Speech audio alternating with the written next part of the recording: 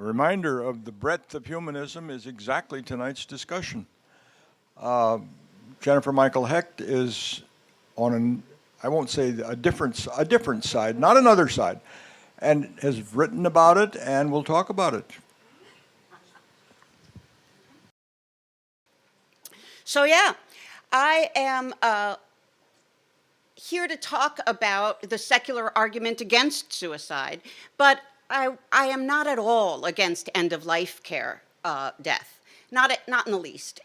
My loose rule is if there's one medical professional, one person in your family, one friend who loves you, who thinks you've gone through enough and it's time, then you're in a separate category than what I'm talking about, and that has to be adjudicated on its own terms. I'm talking about despair suicide. I'm talking about suicide where no one you know or love would want you to do it, and neither would you in another mood. The problem is that the word suicide, because it covers both these categories, has gotten us, I think, to ignore something that we need to think a little bit about. In 2000, we last counted how many people were killing themselves in America. It was 30,000 a year. That's more than almost anything else that takes our lives. Suicide is the third largest death for people around 45 and under. And for people over that, it's within the top 10, though the older crowd kills themselves more. It's just that by then, cancer and heart disease are catching up. So it makes it proportionally less. But so I know I am representing a contrarian position in the secular movement, and I have caught the flack coming to me. Don't worry about it. But the point is that there is a sense in the secular movement that you are looking at the truth when you are looking at the bleakest, darkest version of things. That knowing that there's no God means knowing that there's an abyss, knowing that there is no meaning. I do not think that is correct. I think the feeling of meaning is sufficient to the definition of meaning, just as the feeling of love is sufficient to the definition of love. You don't always feel love, but you know other people are, and you know you have in the past, and that's what love is.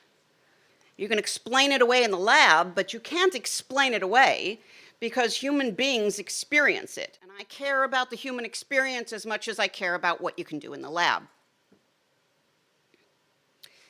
We feel meaning. We make meaning together.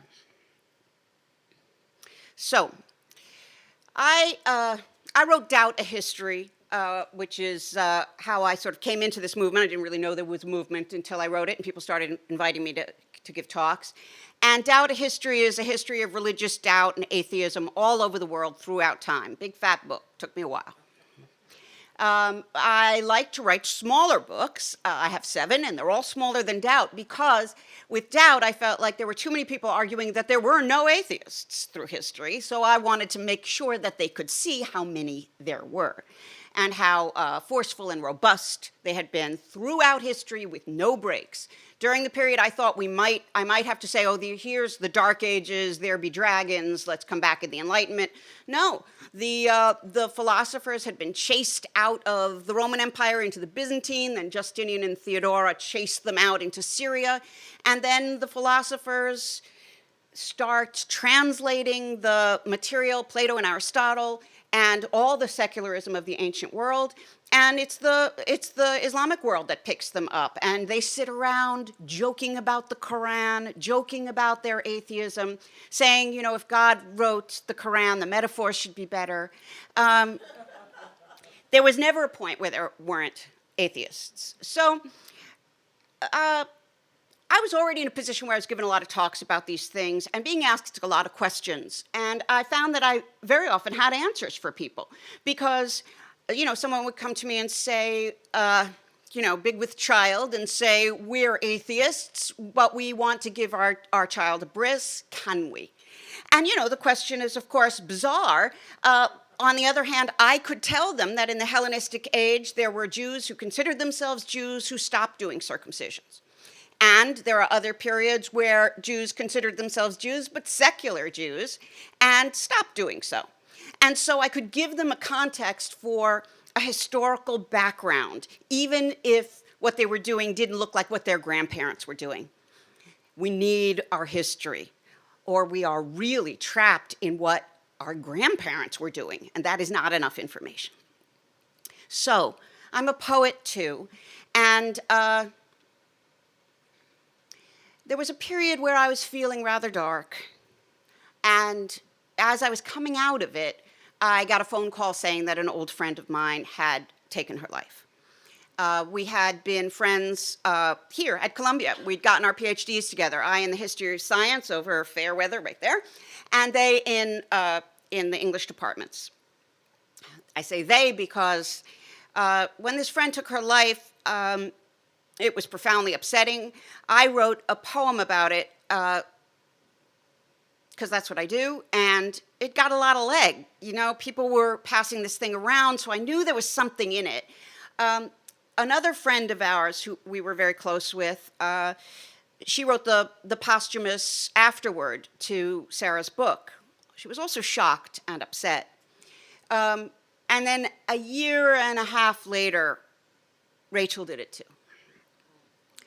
So it was about 2 weeks after that, it was Christmas Day, 2009.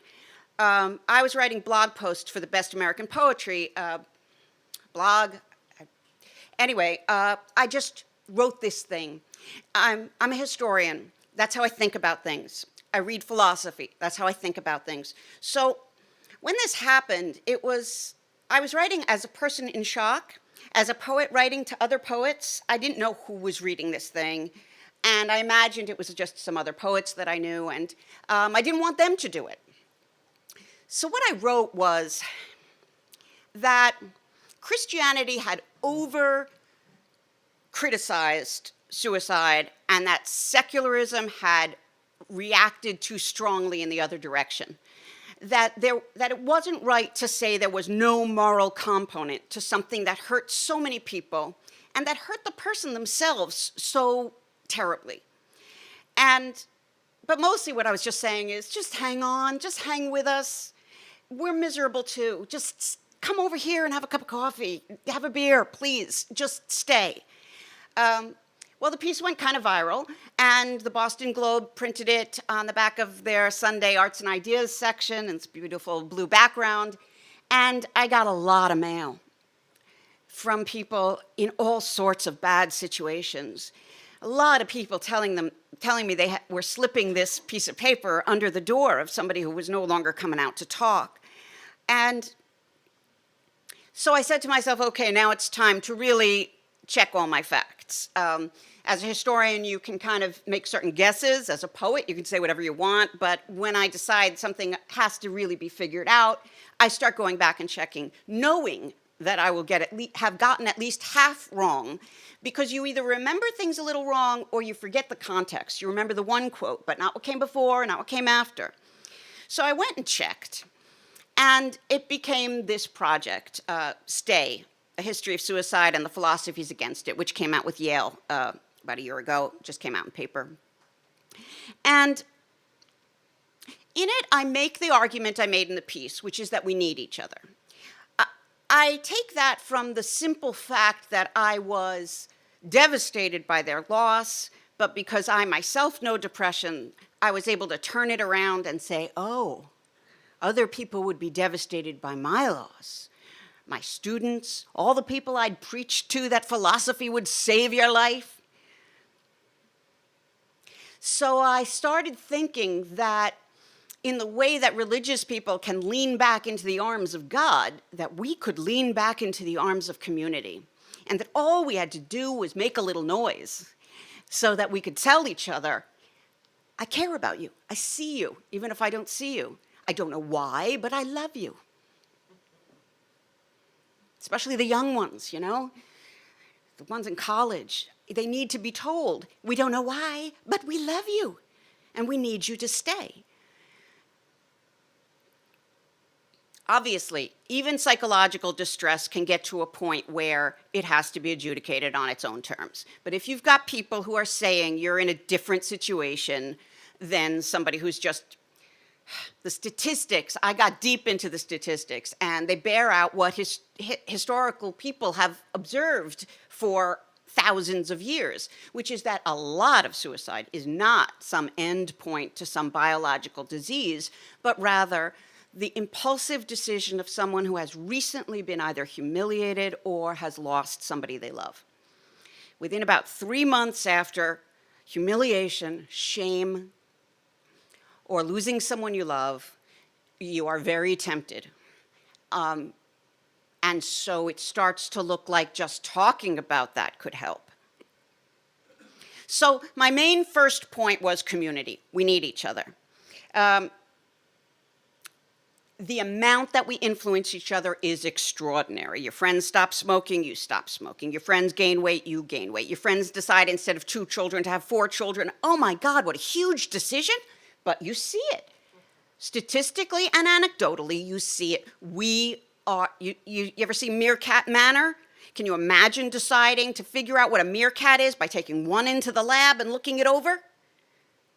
We are meerkats. We are profoundly intertwined with each other.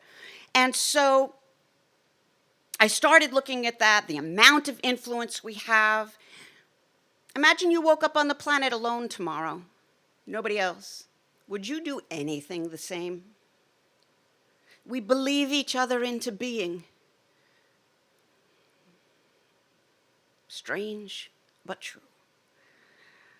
And when I looked at the statistics, if a parent, either parent, takes their own life while the children are 18 years or younger, the children, depending on their age, the averages are 3 times more likely to kill themselves. This is not true with depression or hospitalization or accidental death. Suicide. It gets in people's heads. They not only do it, but they do it by the same means. Coroners in the 18th century would not give back to the family the cup from which the poison was drunk, nor the gun, because they'd seen it too many times. Somebody else in the family would use it the same way. There have been many famous. Spalding Gray talked about how his mother, who took her own life, he kept seeing her in his mind's eye, calling him over. And eventually, as we know, he did it too. So if we want to support each other, this notion of influence is so important. What I became more aware of as I did the historical research was the notion of your own future self. 10 years ago, what a little fool you were, right? Compared to now. Who is your future self going to be? Just have enough respect not to knock them off. Just hang out. Just try to persist. It became something that I saw some of the philosophers mention. Most secular philosophers throughout history have argued that you should not commit suicide for the sake of your community. And they're talking about healthy suicide. They're not talking about euthanasia. That wasn't even called suicide for the longest time. It was just something else. It was a way, negotiating the way that cancer killed you. It wasn't you doing it. So the notion of your future self became profound. I found a couple of other arguments. Wittgenstein, I thought, had he said, if anything is prohibited, suicide is prohibited. Meaning essentially, we usually take the model of theft as our way of discussing what harm is, what morality is. You're taking something from someone. And Wittgenstein in that moment is saying, no, the original thing that you do wrong is to break the spell. Is to break the spell, is to not keep up the trying that we're all doing together. So what I found is that what I had guessed about the Christian situation was really true and really fascinating. Christianity, as we know, comes out of ancient Greek civilization and ancient Judaic civilization, and neither of them were profoundly against suicide. Samson in the Bible asks God to help pull down the temple to kill the Philistines, but also to kill himself. And God obliges, nothing is said against it.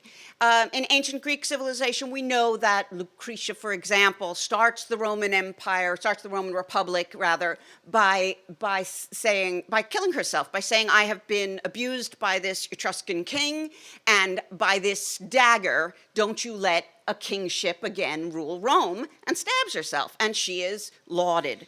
So we know that Christianity comes out of a tradition that's at least ambivalent. The more I looked at the ancient world, the more I saw that, in fact, they are mostly against suicide. There's just these cases where it's different. Socrates, in his cell, says, you can't do this, to his students and friends. He says, you mustn't because of your relationship to the community, unless you too are found guilty by a democratic jury. Seneca we think of as being pro-suicide because he wrote brilliantly on depression. Nothing makes me laugh as much as how Seneca talks about how sadness works. He's just so deeply dark. But he tells this story of wanting to die and realizing that he had the courage to do it, and then realizing that his aged father would be in despair from it. And he said it would take away courage from him. Sometimes to live is an act of courage. And so he chose to live. Now, he eventually commits suicide too, but it's because the Emperor Nero commanded it. You look into these things, and words change meaning, and context changes meaning. So what happens to the Christians? Why are they so against suicide? Well, they're not at first. What happens is that martyrdom, you all look like you know your history. You know that sometimes the emperors would actually say to a crowd, we are tired of killing you Christians. Does anyone else here want to die for Christianity? Hands would go up. And he said, do it yourselves. Save the court the trouble. And the people went home and did it themselves. So the thing is that after 313, when Constantine makes Christianity no longer illegal in the Roman Empire, there's no longer any reason for continuing suicidal martyrdom, and yet it continues, and it grows for century upon century. So by the time you get to the 400s, there are Christian councils that meet to say, if you killed yourself because you kind of wanted to, you're not on the list of martyrs. We're striking you off. We don't know who you are, but God does. Then they start to say you have to be buried outside the church cemetery. Then they start drawing and quartering people, torturing the corpse. And by the time you get to about 1200, they're confiscating the whole family estate. I mean, they hang the corpse out to be eaten by birds and dogs. They hang the corpse naked. They do a lot of things to shame suicide. And you know what? It actually helps some people. They talk about how, oh, I got through my dark night because of, but still, that's brutal and disgusting, and we don't want that. The thing is, Christianity became so draconian in its response to suicide that we must not be surprised that by the Enlightenment, people look up and say, this is crazy. David Hume is really the most famous of the arguers for suicide.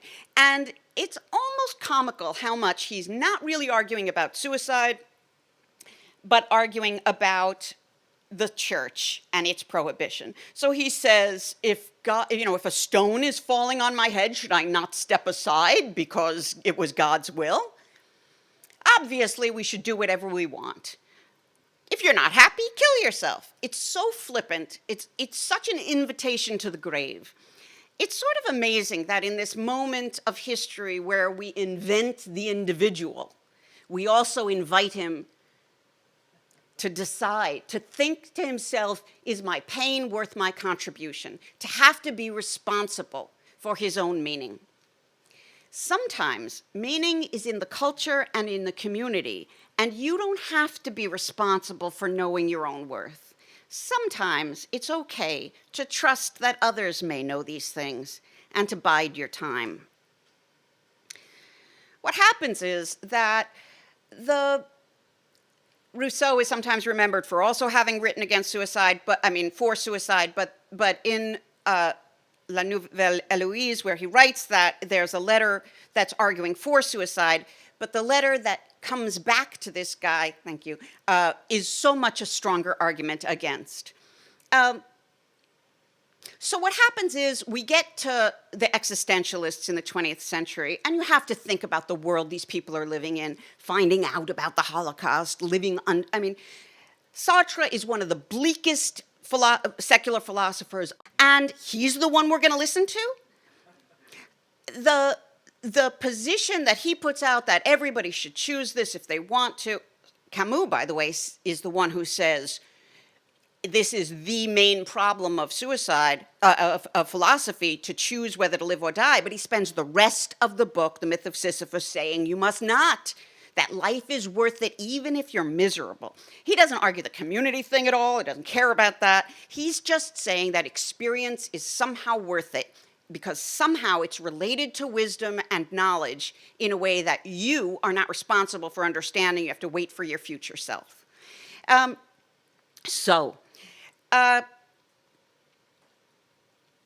out of time, I will just say that if we fix this thing, because I told you, in 2000 it was 30,000 a year in America alone. In 2010, the number was close to 40,000, and we've hit 40,000. 40,000 a year. 22 veterans a day. We're talking about something that I do not think is necessarily about the economy or the war, because of the soldiers who killed themselves, a full third were never deployed. Another third were deployed once. What we're talking about is something that goes on a curve. And I don't want anyone to die by trend. We've stopped trends before. Anthony Appiah's wonderful book, The Moral Code, which is about how foot binding and the Atlantic slave trade and dueling were stopped in a generation by people looking up and saying, this is not right. This is no longer what we see as honorable. If we could turn this around, the future will look back at us and see a massacre. And they will not see these people as having killed themselves. They will see a society that somehow convinced 40,000 people a year that they weren't worth it. I say the better rebellion is to say, yes, I am. The better rebellion is to stay. I think we should stop saying to people it's up to each person to decide. I think we should say to people that there are moral reasons. We all have homicidal thoughts, or most of us, but we don't think, ooh, I wanted my rival to die. Now, should I do that? Is that information about what I should do? But when we have a suicidal thought, we do think that's up to us to think that through. Should I do that? But if you swat it away, if your culture has raised you saying, this isn't really right, it's a little wrong, you have at least a conceptual barrier. And we know that a barrier at a bridge works. People go and they come back. We know that making meds a little harder to get, like the UK in the 90s took acetaminophen and made it smaller packages, saved lives. Suicide rate went down. I can tell you more later. But real barriers in real life, and guns. More than half the gun deaths in America are suicide. More than half the suicides in America are gun deaths. Women try suicide way more than men. Men complete it way more than women, we think, because they have the guns. It's like a button to push. And I get letters every day from people that one of these arguments meant their life to, and some of them tell me they just store their gun at friend's house. Because it turns out if you have to take a couple extra steps to get to suicide, by then you've moved past it enough. It matters. Secularists have, like anybody else, we have a hard time stepping away from our long-standing dogma, but we have to take care of each other. We have to just say it matters. It matters. Life is hard, but it's a little easier if we can at least suggest that we love each other and that it matters. That's what I got. Thanks. Yeah.